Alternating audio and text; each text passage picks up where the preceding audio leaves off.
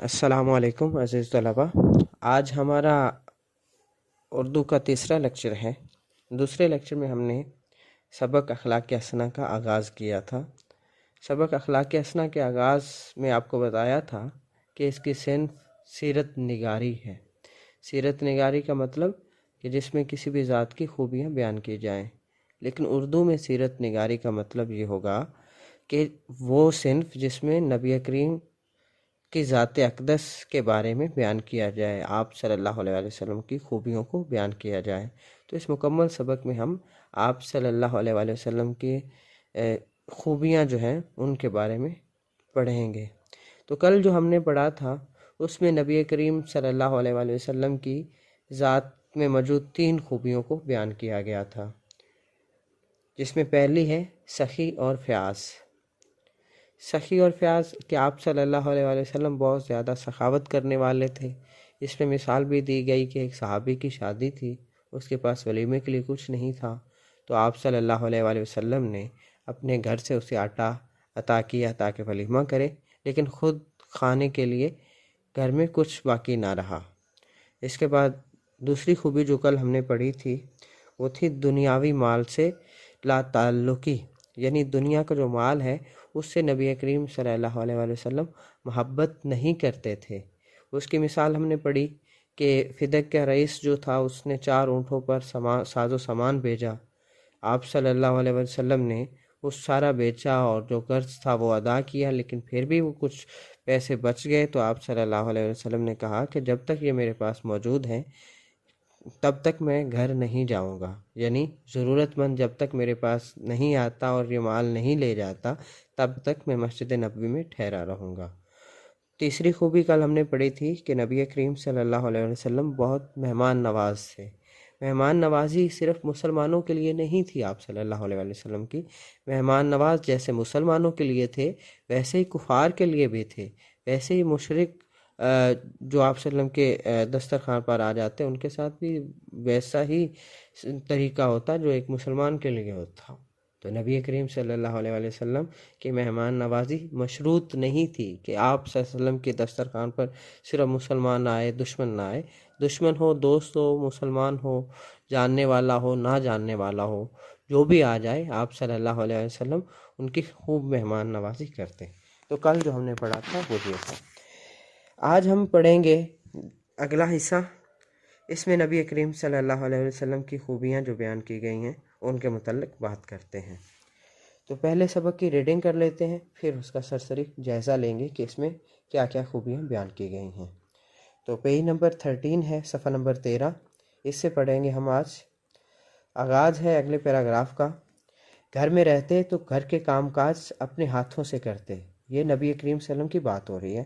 گھر میں رہتے تو گھر کے کام کاج اپنے ہاتھوں سے کرتے، اپنے پھٹے کپڑے آپ سی لیتے، اپنے پھٹے جوتوں کو خود گانٹھ لیتے۔ گانٹھ لیتے مراد مرمت کر لیتے۔ بکریوں کا دودھ اپنے ہاتھوں سے دھوتے۔ بکریوں کا دودھ اپنے ہاتھوں سے دھوتے، یہاں پہ لفظ دھوتے کا مطلب ہے نکالنا، بکریوں کا دودھ نکالنا۔ مجمع میں بیٹھتے تو سب کے برابر ہو کر بیٹھتے۔ مسجد نبوی کے بنانے اور خندق کھودنے میں سب مزدوروں کے ساتھ مل کر آپ خاتم النبیین صلی اللہ علیہ وسلم نے بھی کام کیے۔ تو اس میں تمام میں 3-4 الگ الگ طرح کی خوبیاں بیان کی گئی ہیں۔ اگر ہم اسے ایک لفظ میں یا ایک لائن میں بیان کریں تو وہ یہ ہے کہ نبی کریم صلی اللہ علیہ وسلم اپنا کام اپنے ہاتھوں سے کرنا پسند فرماتے تھے۔ یعنی یہ نہیں کہ آپ صلی اللہ علیہ وسلم خود بیٹھ جاتے اور صحابہ کو کہتے کہ آپ یہ کام کر دیں، کسی کے ذمہ لگا دیتے۔ حالانکہ ایسا کر سکتے تھے اور صحابہ بڑے خوش ہو کر آپ صلی اللہ علیہ وسلم کا کام کرتے بھی، لیکن وہ ہمارے پاس عملی نمونہ نہیں ہونا تھا۔ پھر کل ہم نے پڑھا تھا کہ آپ صلی اللہ علیہ وسلم کی ساری زندگی جو ہے وہ ہمارے سامنے عملی نمونہ ہے، عملی تفسیر ہے۔ تو عملی تفسیر کیسے بنتی ہے اگر آپ صلی اللہ علیہ وسلم خود کام نہ کرتے؟ تو جو ہم نے ابھی پیراگراف پڑھا ہے اس کے اندر یہی ہے کہ اپنا کام خود کرتے تھے۔ اگلا پیراگراف ہے، غریبوں کے ساتھ آپ خاتم النبیین صلی اللہ علیہ وسلم کا ایسا برتاؤ ہوتا کہ ان کو اپنی غریبی محسوس نہ ہوتی، ان کی مدد فرماتے اور ان کی دلجوئی کرتے۔ اکثر دعا مانگتے تھے کہ خداوند مجھے مسکین زندہ رکھ، مسکین اٹھا اور مسکینوں کے ساتھ میرا حشر کر۔ اب اس میں نبی کریم صلی اللہ علیہ وآلہ وسلم کی ذات کی جو خوبی بیان کی گئی ہے وہ آج کے دور میں بڑی اس کی ضرورت ہے۔ وہ خوبی ہے مدد کرنے کا طریقہ، یعنی مدد کس طرح کی جاتی ہے، یہ بھی نبی کریم صلی اللہ علیہ وسلم نے بتایا، بلکہ کر کے دکھایا۔ آپ صلی اللہ علیہ وسلم مدد کرتے، لیکن غریب جس کی مدد کرتے اسے جو ہے وہ احساس کمتری محسوس نہ ہوتی تھی، وہ خود شرمندہ نہیں ہوتا تھا۔ لیکن آج کے دور میں کیا ہوتا ہے، آپ کے سامنے ہے کہ ہم کسی کی مدد کرتے ہیں تو سوشل میڈیا کے ذریعے یا دوستوں کے ذریعے پورا واویلا کرتے ہیں، شور مچاتے ہیں، تصاویر اتارتے ہیں، اور پھر جو ہے وہ مختلف گروپس تک شیئر کرتے ہیں کہ ہم نے یہ مدد کی۔ تو یہ طریقہ نہیں ہے۔ آپ صلی اللہ علیہ وسلم نے بتایا کہ اگر مدد کریں تو جس کی مدد کی جائے اس کی تشہیر نہ ہو، اس کو شرمندگی نہ ہو، یعنی یہ ایک طریقہ ہے مدد کرنے کا۔ اس کے بعد اگلا پیراگراف ہے، آپ خاتم النبیین صلی اللہ علیہ وآلہ وسلم مظلوموں کی فریاد سنتے اور انصاف کے ساتھ ان کو حق دلاتے، کمزوروں پر رحم کرتے، بے کسوں کا سہارا بنتے، مقروضوں کا قرض ادا کرتے۔ حکم تھا کہ جو مسلمان مر جائے اور اپنے ذمے قرض چھوڑ جائے تو مجھے اطلاع دو، میں اس کو ادا کروں گا، اور وہ جو ترکہ چھوڑ جائے وہ وارثوں کا حق ہے، مجھے اس سے کوئی مطلب نہیں۔ تو اس پیراگراف میں نبی کریم صلی اللہ علیہ وسلم کی دو خوبیاں بیان کی گئی ہیں۔ ایک تو یہ کہ انصاف دلاتے، جب انصاف کی بات آتی تو یہ نہیں دیکھتے کہ یہ کمزور ہے اور یہ طاقتور، یہ مسلمان ہے یا یہ کافر، یعنی انصاف بھی غیر مشروط دیکھا جاتا کہ انصاف کے اصول کیا کہتے ہیں، یعنی انصاف کے ساتھ فیصلہ کرنا ہے تو سچا کون ہے، چاہے وہ کافر ہوتا تو اس کے حق میں فیصلہ کرتے، یا وہ کمزور مسلمان ہوتا تو اس کے حق میں فیصلہ کرتے۔ یہ نہیں دیکھا جاتا تھا کہ یہ رشتہ دار ہے، یہ دوست ہے، یا یہ ہمارا جاننے والا ہے تو اس کے حق میں فیصلہ کر دیں، ایسا نہیں تھا۔ دوسری خوبی جو بیان کی گئی ہے وہ ہے مقروض کے حوالے سے، کہ مقروض کہتے ہیں جس کے ذمہ قرض ہو۔ تو آپ صلی اللہ علیہ وآلہ وسلم نے ارشاد فرمایا تھا کہ مقروض آدمی اگر مسلمان ہے اور وہ مسلمان مر جاتا ہے، اس کے ذمہ قرض باقی ہے، تو مجھے بتا دو، میں اس کا قرض ادا کر دوں گا، لیکن اس کی جو وراثت ہے، جو ترکہ چھوڑ کر گیا ہے، وہ اس میں سے میں حصہ نہیں لوں گا، وہ اس کے وارثوں کا حق ہے، یعنی وہ اس کے بچوں کا حق ہے، اس کے بیٹوں کا، اس کی بیٹیوں کا حق ہے، اس میں میں کچھ نہیں لوں گا، لیکن اس کا قرضہ میں ادا کر دوں گا۔ اور دوسرا، اکثر جو زندہ بھی ہوتے اور ان کے پاس استطاعت نہ ہوتی، ان کے پاس طاقت نہ ہوتی قرضہ ادا کرنے کی، تو آپ صلی اللہ علیہ وسلم ان کا قرضہ ادا کرتے تھے۔ اس سے آگے ہے، آپ خاتم النبیین صلی اللہ علیہ وآلہ وسلم بیماروں کو تسلی دیتے، ان کو دیکھنے جاتے۔ دوست، دشمن اور مومن، دوست، دشمن اور مومن و کافر کی اس میں کوئی قید نہ تھی۔ گناہ گاروں کو معاف کر دیتے، دشمنوں کے حق میں دعائے خیر فرماتے، ہمسایوں کی خبر گیری فرماتے، ان کے ہاں تحفے بھیجتے، ان کا حق پورا کرنے کی تاکید فرماتے رہتے۔ ایک دن صحابہ رضی اللہ تعالیٰ عنہ کا مجمع تھا۔ آپ خاتم النبیین صلی اللہ علیہ وآلہ وسلم نے ارشاد فرمایا، خدا کی قسم وہ مومن نہ ہوگا، خدا کی قسم وہ مومن نہ ہوگا۔ صحابہ نے پوچھا، کون یا رسول اللہ صلی اللہ علیہ وآلہ وسلم؟ فرمایا، جس کا پڑوسی اس کی شرارتوں سے بچا ہوا نہ ہو۔ آپ خاتم النبیین صلی اللہ علیہ وآلہ وسلم پڑوسیوں کے گھر جا کر ان کے کام کر آتے۔ پڑوسیوں کے سوا اور جو بھی آپ صلی اللہ علیہ وآلہ وسلم سے کسی کام کے لیے کہتا اس کو پورا کرتے، بیوہ ہو یا مسکین یا کوئی اور ضرورت مند، سب ہی کی ضرورتوں کو آپ خاتم النبیین صلی اللہ علیہ وآلہ وسلم پورا فرماتے اور دوسروں کے کام کرنے میں آر محسوس نہ کرتے فرماتے۔ آر محسوس کرنا شرمندگی، آر شرم کو کہتے ہیں کہ شرمندگی کو۔ تو ابھی جو ہم نے پڑھا اس میں نبی کریم صلی اللہ علیہ وآلہ وسلم کے اوصاف میں سے ایک وصف، ایک خوبی بیان ہوئی ہے، وہ ہے ہمسایوں کی خبر گیری۔ ہمسایوں کی خبر گیری، نبی کریم صلی اللہ علیہ وسلم ان کے گھر جا کر کام ان کا کر آتے، ان کی کوئی بھی ان کو مدد کی ضرورت ہوتی آپ صلی اللہ علیہ وسلم ان کی مدد کرتے، حتیٰ کہ آپ صلی اللہ علیہ وسلم نے ارشاد فرمایا کہ خدا کی قسم وہ مومن نہیں ہو سکتا جس کا ہمسایہ اس کی شرارتوں سے بچا نہ ہو، یعنی وہ ساتھ رہتا ہے اور وہ اس کو تکلیف پہنچاتا رہتا ہے، اس کو تنگ کرتا رہتا ہے، اس کے آرام و سکون کا خیال نہیں رکھتا، تو وہ مومن نہیں ہو سکتا۔ تو یہ کتنا نازک مسئلہ ہے، یعنی یہ اوصاف ہم صرف پیپر کے لیے نہیں پڑھ رہے، یہ ہم پڑھ رہے ہیں کہ ہمیں ان کو اپنانا چاہیے، ہم اپنی زندگی کو کیسے بہتر کر سکتے ہیں۔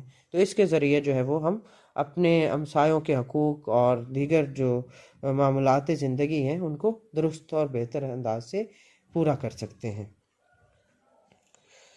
اس کے بعد اگلا پیراگراف ہے، بچوں سے بڑی محبت فرماتے تھے، ان کو چومتے اور پیار کرتے تھے۔ فصل کا نیا میوہ سب سے کم عمر بچہ جو اس وقت موجود ہوتا اس کو دیتے، راستے میں بچے مل جاتے تو خود ان کو سلام فرماتے۔ تو یہ نبی کریم صلی اللہ علیہ وسلم کے مزاج کی کتنی اعلیٰ اور کتنی بہترین خوبی ہے کہ بچوں سے بہت شفقت کرتے تھے، ان سے محبت کرتے تھے، حتیٰ کہ اگر پوری محفل بیٹھی ہے، تمام لوگ بیٹھے ہیں جس میں جو ہے وہ بڑے صحابہ اکرام بھی ہیں، چھوٹے بچے بھی ہیں، تو کوئی بھی نئی چیز آئی، فصل کا نیا میوہ آیا، تو سب سے پہلے وہ آپ صلی اللہ علیہ وسلم وہ میوہ جو ہے وہ پھل چھوٹے بچوں کو دیتے کھانے کے لیے، اور اگر وہ راستے میں کھیلتے مل جاتے تو آپ صلی اللہ علیہ وسلم ان کو خود سلام کرتے تھے۔ تو یہ دیکھیں کتنی دلچسپ خوبی ہے نبی پاک صلی اللہ علیہ وسلم کے کردار کی۔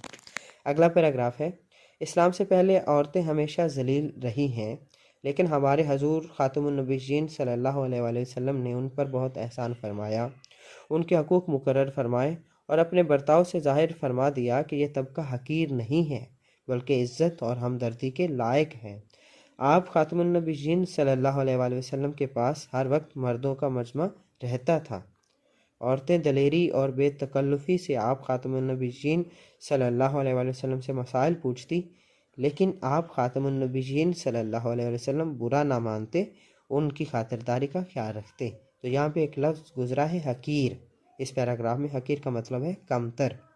اس کے بعد لفظ ہے بے تکلفی، بے تکلف بے خوف، تو یہاں پہ بے تکلفی بے خوفی، یعنی عورتیں بے خوف ہو کر سوال پوچھ لیتی، ان کی خاطرداری کا خیال رکھتے، خاطرداری کہتے ہیں مہمان نوازی۔ تو اس پہ نبی پاک صلی اللہ علیہ وسلم کی کردار کی جو خوبی بیان کی گئی ہے وہ ہے عورتوں کی عزت، یعنی نبی کریم صلی اللہ علیہ وسلم کے اعلان نبوت سے پہلے اسلام میں عورتوں کے ساتھ جو کچھ ہوتا تھا وہ آپ بخوبی جانتے ہیں کہ انہیں جو ہے وہ جینے کا حق بھی نہیں دیا جاتا تھا، باقی حقوق تو بعد کی بات ہے، بیٹیوں کو زندہ دفن کر دیا جاتا۔ تو نبی پاک صلی اللہ علیہ وسلم نے اس نظام جو اعلان سے پہلے تھا، نبوت کے اعلان سے پہلے تھا، اس کو جو ہے وہ ختم کیا اور پھر عورتوں کے حقوق مقرر فرمائے، اور نبی پاک صلی اللہ علیہ وسلم نے فرمایا کہ یہ طبقہ حقیر نہیں بلکہ عزت اور ہمدردی کے لائق ہے۔ تو نبی پاک صلی اللہ علیہ وسلم نے عورتوں کو اتنے حقوق دیے کہ آپ صلی اللہ علیہ وسلم سے عورتیں بے تکلف ہو کر، بے خوف ہو کر، یعنی وہ ڈر کر نہیں، بے خوف ہو کر مسائل پوچھ لیتی تھی۔ آخری پیراگراف ہے، آپ خاتم النبیین صلی اللہ علیہ وسلم ساری دنیا کے لیے رحمت بن کر آئے، یعنی آپ صلی اللہ علیہ وسلم ساری دنیا کے رحمت بن کر آئے، اس لیے کسی کے ساتھ بھی زیادتی اور ناانصافی کو پسند نہ فرماتے تھے، یہاں تک کہ جانوروں کے ساتھ جو لوگ بے پرواہی برتتے تھے وہ بھی آپ خاتم النبیین صلی اللہ علیہ وسلم کو گوارا نہ تھی۔ وہ ان بے زبانوں پر جو ظلم ہوتا آیا تھا اس کو روک دیا، ان بے زبانوں پر جو ظلم ہوتا آیا تھا اس کو روک دیا۔ تو آخری جو پیراگراف ہم نے پڑھا اس میں جانوروں کے ساتھ بہتر سلوک ہے، یعنی نبی کریم خاتم النبیین صلی اللہ علیہ وسلم صرف انسانوں کے حقوق مقرر فرمانے کے لیے نہیں آئے تھے، آپ رحمت للعالمین بن کر آئے تھے۔ قرآن مجید میں ارشاد ہے کہ وما ارسلناک الا رحمت للعالمین، کہ آپ صلی اللہ علیہ وسلم کو تمام جہانوں کے لیے رحمت بنا کر بھیجا گیا ہے، صرف لوگوں کے لیے، انسانوں کے لیے یا امت مسلمہ کے لیے نہیں ہے۔ تو آپ صلی اللہ علیہ وسلم نے جو ہے وہ انسانوں کے حقوق کے ساتھ ساتھ جانوروں کے حقوق بھی مقرر فرمائے، لوگوں کو فرمایا کہ جانوروں کا خیال کیسے رکھتے ہیں، ان کو فرمایا کہ ان کی طاقت سے زیادہ ان پر بوجھ نہ ڈالو۔ تو نبی پاک صلی اللہ علیہ وسلم کے کردار کی یہ جو ہم نے آج خوبیاں پڑھی، یہ ان میں جو ہے وہ سب سے پہلے اپنا کام خود کرنا، کہ آپ صلی اللہ علیہ وسلم اپنا کام کرنے میں کوئی شرمندگی محسوس نہیں کرتے تھے۔ یہ ہم ابھی جو مکمل پڑھا اس کا ایک اوور ویو ہے، کہ اپنا کام خود کرنا، اس کے بعد مدد کرنے کا طریقہ، یعنی غریبوں کی مدد کرتے تھے تو اس کا واویلا نہیں کرتے تھے، شور نہیں مچاتے تھے، لوگوں کو بتاتے نہیں تھے، بلکہ ایسے مدد کرتے کہ ایک ہاتھ کو دوسرے ہاتھ کو پتہ بھی نہ ہوتا۔ دوسرے ہاتھ کو پتہ نہ ہونے کا مطلب ہے کہ ساتھ والے آدمی کو بھی خبر نہ ہوتی کہ کس کی مدد فرمائی ہے۔ مقروضوں کے حوالے سے آپ صلی اللہ علیہ وسلم نے بیان فرمایا کہ ان کا قرض میں ادا کروں گا۔ اس کے بعد ہے ہمسایوں کی خبر گیری، یعنی ہمسایوں کا خیال رکھتے، ان کے کام کاج کرتے، ان کی مدد کرنے کے لیے ہمہ وقت تیار رہتے۔ اس کے بعد ہے بچوں سے محبت، یعنی بچوں سے نبی پاک صلی اللہ علیہ وآلہ وسلم بہت زیادہ محبت کرتے تھے۔ اس کے بعد عورتوں کے حقوق ہے، اور یا عورتوں کی عزت ہے کہ آپ صلی اللہ علیہ وسلم نے اسلام سے پہلے جو طریقہ تھا، رواج تھا، وہ اس کی مخالفت کی اور عورتوں کے حقوق مقرر فرمائے۔ اور آخری جو ہم نے پڑھا وہ ہے جانوروں کے حقوق یا جانوروں سے حسن و سلوک۔ تو جانوروں کے ساتھ بہتر سلوک رکھنے کا بھی نبی پاک صلی اللہ علیہ وسلم نے مسلمانوں کو یا دیگر لوگوں کو ایک طریقہ بتایا کہ جانوروں کے ساتھ کس طرح پیش آنا چاہیے، ان پر ان کی طاقت سے زیادہ بوجھ نہیں ڈالنا چاہیے، ان کی خوراک کا، ان کے اگر گرمی ہے تو پانی پینے کا خاص خیال رکھنا چاہیے۔ تو یہ وہ خوبیاں ہیں جو آج کے دور میں ایک انسان کے اندر موجود ہوں تو ایک اچھا معاشرہ تخلیق ہو سکتا ہے۔ ہر انسان اگر